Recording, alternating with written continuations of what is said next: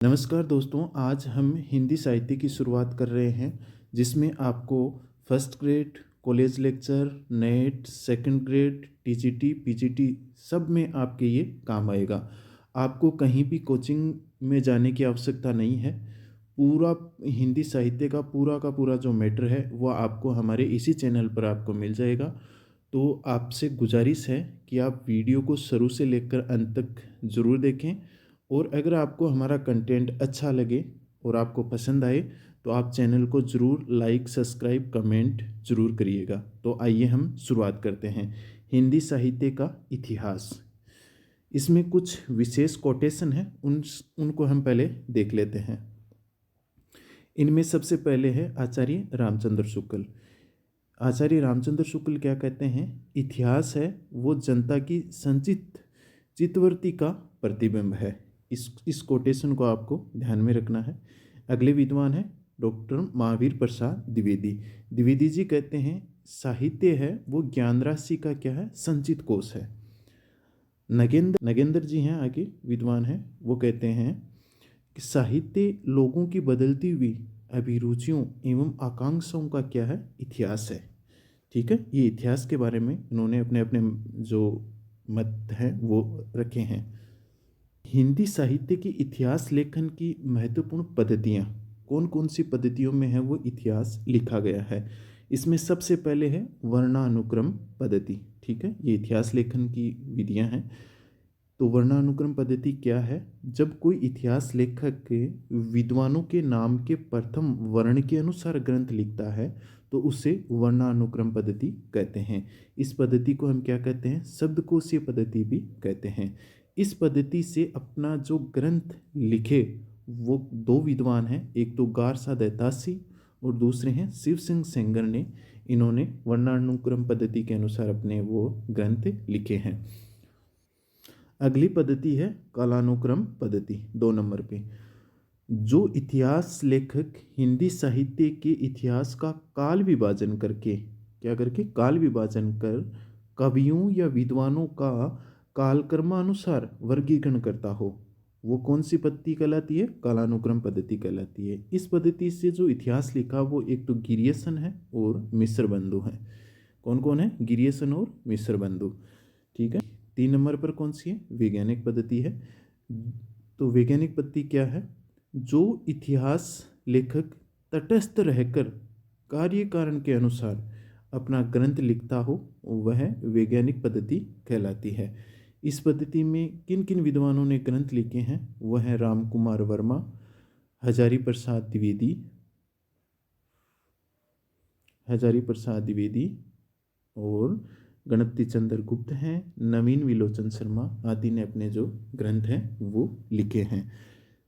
चौथी पद्धति है वो कौन सी है? विधेयवादी पद्धति है। ये सबसे इम्पोर्टेंट है।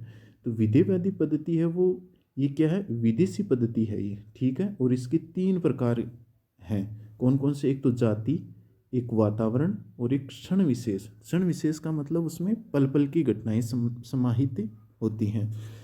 साहित्य के इतिहास लेखन की सर्वश्रेष्ठ पद्धति है। तो हिंदी साहित्य के इतिहास लेखन की जो सर्वश्रेष्ठ पद्धति है वो कौन सी? विधेयवादी पद्धति है। और विधेयवादी जो पद्धति है इसके जनक कौन है? वो तेन महोदय हैं। ठीक है, आपसे प्रश्न पूछा भी जा सकता है कि विधेयवादी जो पद्धति है उसके जनक कौन है? तो तेन महोदय हैं, वो इसके क्या है? जनक हैं। हिंदी साहित्य में इस पद्धति से अपना ग्रंथ लिखने वाले जो विद्वान है वो कौन है? रामचंद्र शुक्ल जी हैं। तो इसको आपको ध्यान में रखना है। आपसे प्रश्न पूछा भी जा सकता है कि रामचंद्र शुक्ल ने कौन सी पद्धति में अपना जो ग्रंथ है वो लिखा है? तो वो विधेयवादी पद्धति है। आगे है हिंदी साहित्य का काल विभाजन। ठीक है, इनमें जो पहले विद्वान है वो हैं गारसा दैतासी। इनका जो ग्रंथ है वो इस्तवार द ला लिटरेचर एंडू ए हिंदुस्तानी, इनका क्या है? ये ग्रंथ है। ये ग्रंथ 2 भागों में प्रकाशित हुआ। इसका पहला भाग है वो 1839 ईस्वी में और इसका दूसरा भाग है ये 1871 ईस्वी में क्या हुआ था? ये प्रकाशित हुआ था। ये 2 भागों में प्रकाशित हुआ। इस दोनों डेट हैं वो आपको ध्यान में रखनी है। ग्रंथ की जो भाषा है वो कौन सी है? ये फ्रेंच भाषा में लिखा गया ग्रंथ था। ठीक है, इस ग्रंथ का हिंदी में अनुवाद करने वाले जो विद्वान हैं वो कौन है? लक्ष्मी सागर वार्ष्णेय थे, जिन्होंने हिंदुस्तानी साहित्य का इतिहास नाम से क्या किया है, इसका हिंदी में अनुवाद किया है। तो आपको ये ध्यान में रखना है, क्योंकि ये मूल रूप से तो फ्रेंच भाषा में था, फिर इसको हिंदी में लिखा गया। तो वो किसने लिखा? लक्ष्मी सागर वार्ष्णेय ने। और किस नाम से? हिंदुस्तानी साहित्य का इतिहास नाम से लिखा है। गारसादा तासी ने अपने ग्रंथ में 738 विद्वानों को शामिल किया, जिसमें से हिंदी के विद्वान कितने थे? 70 विद्वान थे। ये आपको ध्यान में रखना है। हिंदी साहित्य के इतिहास के जनक या पितामह कौन है? वो है गारसादा तासी है। आपको ध्यान में रखना है। हिंदी साहित्य का इतिहास लिखने वाले जो प्रथम विदेशी विद्वान हैं वो कौन है? गारसादा तासी हैं। तो ये हैं गारसादा तासी। अगले विद्वान है शिव सिंह सेंगर। ठीक है, इनका जो ग्रंथ है वो है शिव सिंह सरोज। ये 1883 ईस्वी में इनका प्रकाशित हुआ था। ग्रंथ की जो भाषा है वो कौन सी है? ये हिंदी भाषा में लिखा गया था, और ये हिंदी भाषा का प्रथम ग्रंथ है ये। ठीक है, ग्रंथ में शामिल जो कुल विद्वान हैं वो कितने हैं? 1000 कवियों को शिव सिंह सेंगर ने शामिल किया था। नोट, इसको विशेष तौर से ध्यान में रखना है। शुक्ल जी ने ग्रंथ में शामिल कुल विद्वान कितने माने हैं? 1003 विद्वान माने हैं। मूल रूप से तो कितने हैं? 1000 हैं, और शुक्ल जी ने कितने माने हैं? 1003 हैं, वो विद्वान माने हैं।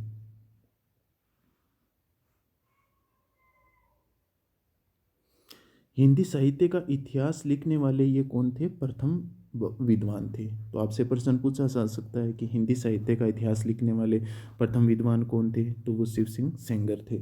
शिव सिंह सेंगर ने हिंदी का जो प्रथम कवि है वो किसको माना है? पुष्पदंत को है वो माना है। वेरी वेरी इंपॉर्टेंट है, बहुत सी बार पूछा भी गया है, और इसको ध्यान में रखना है। आचार्य रामचंद्र शुक्ल ने शिव सिंह सेंगर के ग्रंथ के कवियों को वृत्त संग्रह की संख्या दी है। वेरी वेरी इंपॉर्टेंट, इसको भी आपको ध्यान में रखना, बहुत सी बार एग्जाम में ये प्रश्न पूछा गया है।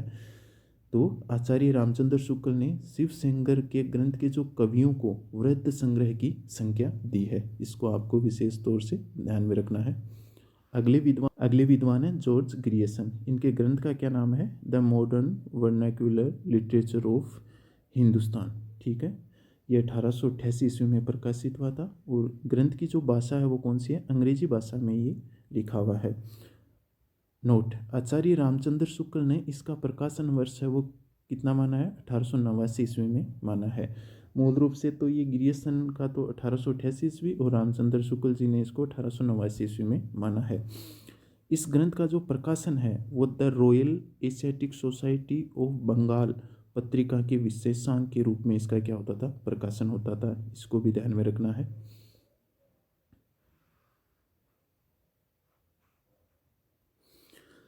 इस ग्रंथ का हिंदी में अनुवाद किशोरीलाल गुप्त ने हिंदी साहित्य का प्रथम इतिहास नाम से इसका हिंदी में अनुवाद किया है। किसने किया? किशोरीलाल गुप्त ने।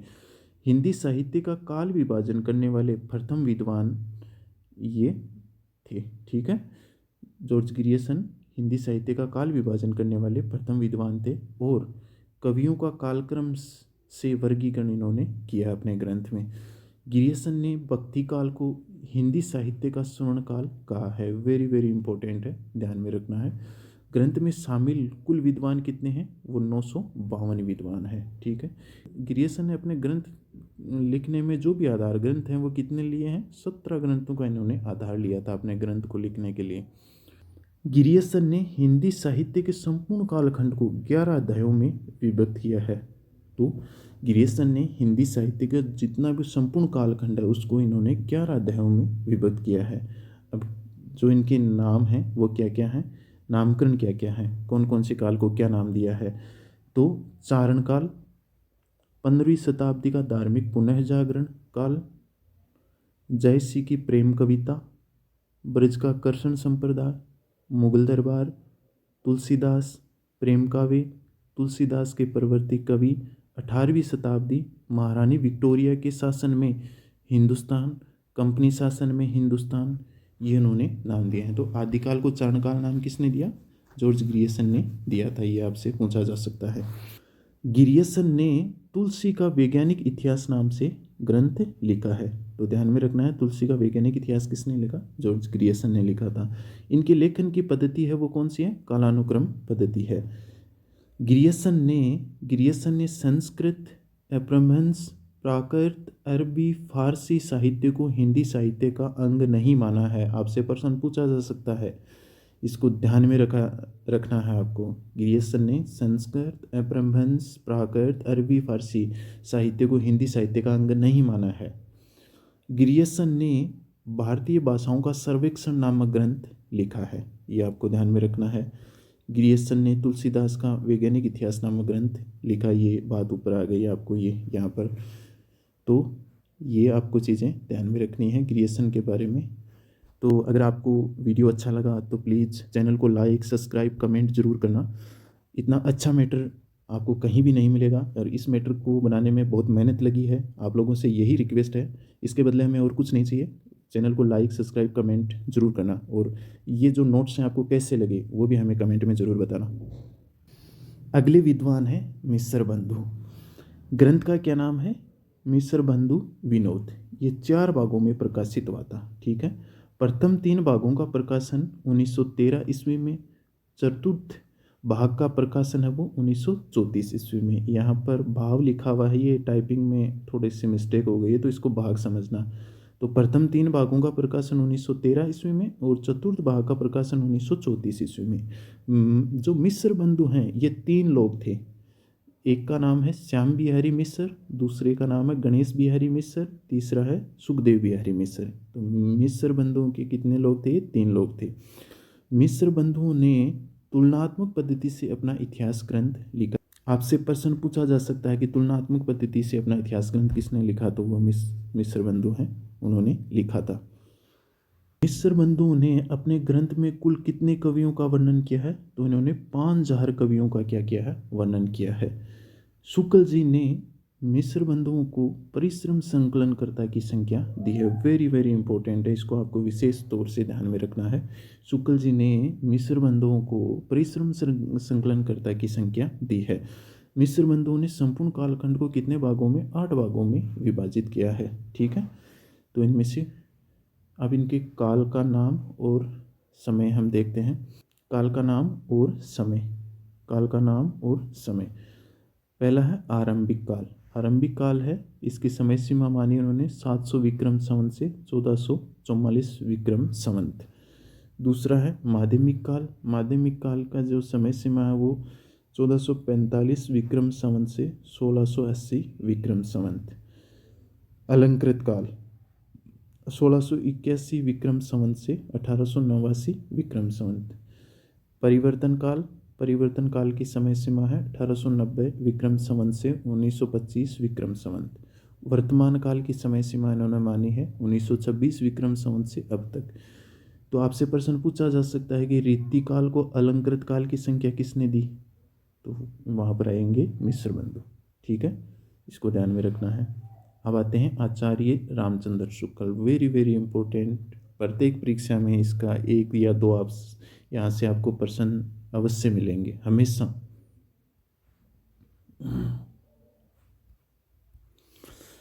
आचार्य रामचंद्र शुक्ल जी का जो ग्रंथ है उसका क्या नाम है? तो हिंदी साहित्य का इतिहास।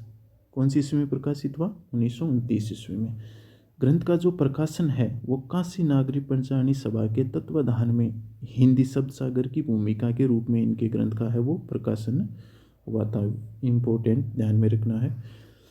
ग्रंथ की जो पद्धति है, आचार्य रामचंद्र शुक्ल ने जो विधिवादी पद्धति है उसमें अपना ग्रंथ है वो लिखा था।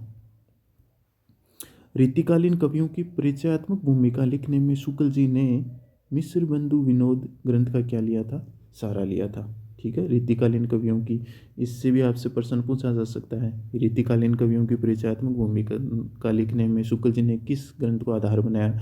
तो वो है मिस्र बंधु विनोद ग्रंथ का इन्होंने आधार लिया था।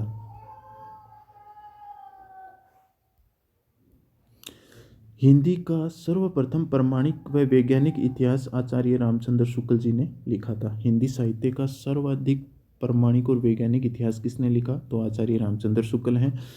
हिंदी साहित्य का क्रमबद्ध काल विभाजन करने वाले प्रथम विद्वान कौन है? तो वो आचार्य रामचंद्र शुक्ल हैं। हिंदी साहित्य के इतिहास के कालों का दोहरा नामकरण करने वाले प्रथम विद्वान कौन थे? वो आचार्य रामचंद्र शुक्ल थे। प्रत्येक लाइन इंपॉर्टेंट है, इसको आप मैं जो भी अंडरलाइन कर रहा हूँ हर लाइन इम्पोर्टेंट है। आदिकाल की या आदिकाल को वीरगाथा काल की संख्या आचार्य रामचंद्र शुक्ल जी ने दिया, जो काफ़ी विवाद का विषय रहा। ठीक है, आदिकाल को वीरगाथा काल की संख्या आचार्य रामचंद्र शुक्ल जी ने दी, जो आगे जाकर काफ़ी विवाद का विषय रहा। सिद्ध जैन नाथ साहित्य को शुक्ल ने हिंदी साहित्य का अंग नहीं माना है। Very very important. किन किन को? सिद्ध जैन नाथ साहित्य को शुक्ल जी ने हिंदी साहित्य का अंग नहीं माना है। शुक्ल जी ने भक्ति काल को 4 भागों में विभक्त किया है। इसमें पहला है, भक्ति काल को 2 भागों में बांटा है, निर्गुण भक्ति और सगुण भक्ति। निर्गुण भक्ति 2 भागों में बटी है, ज्ञानाश्रय धारा, प्रेमाश्रय धारा। सगुण भक्ति है, ये भी 2 भागों में बटी हुई है, राम भक्ति काव्य धारा और दूसरी है कृष्ण भक्ति काव्य धारा। शुक्ल जी ने रीतिकाल को 3 भागों में विभक्त किया है। रीतिकाल को भी 3 भागों में विभक्त किया है। पहला है रीतिबद्ध काव्य धारा, रीति सिद्ध काव्य धारा, रीति मुक्त काव्य धारा। शुक्ल जी ने आधुनिक काल को किसकी संख्या दी है? गद्य काल की संख्या दी है। शुक्ल जी के अनुसार आधुनिक काल की जो सबसे बड़ी जो घटना है वो कौन सी है? खड़ी बोली में काव्य रचना करना। Very very important. अब शुक्ल जी के द्वारा किया गया काल विभाजन है वो देखते हैं।